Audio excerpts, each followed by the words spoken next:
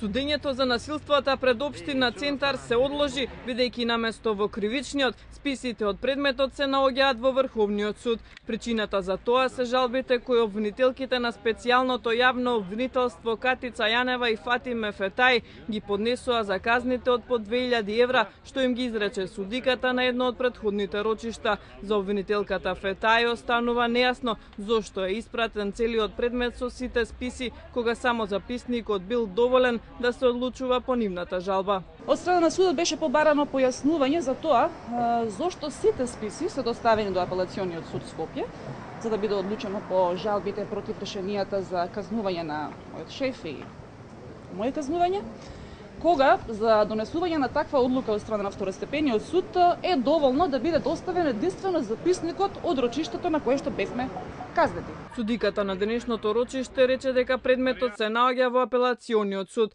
Наспроти ова, од Врховниот суд за Канал 5 потврдија дека предметот се наоѓа кај нив поради судирна надлежности меѓу апелациониот и кривичниот суд. Вела дека е започната постапката околу предметот и дека наскоро ќе се донесе одлука која ќе се однесува исклучиво на надлежноста за одлучување по жалбите. Денеска во судницата се појавија сите 14 обвинети, меѓу кои поранешниот премиер Никола Груевски, поранешниот министер за транспорт и врски Милијана Киески и пратеничката Даниела Рангелова. Присутни беа и оштетените, меѓу кои градоначалникот на општина Центар Андреј Жерновски. Тој по судењето изјави дека одложувањето на рочиштето е уште еден доказ за партизираноста на судството. Очигледно продолжува кукавичката стратегија на Груевски со разни одложувања да се побегне од соочување со правдата, меѓутоа тоа за мене и за сите е доволен доказ дека не се работи за никакви сечени, лепени и монтирани материјали, туку се работи за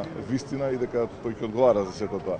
Од ВМРО ДПМН реагираат дека СЈО и владеачката гарнитура во континуитет преку јавни изјави и заплашувања врши притисок врз судот. Вела дека очигледна е нервозата на СЈО заради фактот што знаат дека не поседуваат никакви докази. Во соопштението од партијата се наведува дека доколку Жерновски би бил толку посветен на работата колку што дава клеветнички изјави, тогаш општина Центар би имала многу повеќе проекти. Обвинението на СЈО се однесува на протестите пред објектот на општина Центар во јуни 2013 година. Во овој случај, кој произлегува од незаконски прислушуваните разговори, обвинети се 14 лица за насилство, од кои 5 мина како поттикнувачи, а 9 мина како директни извршители на насилство.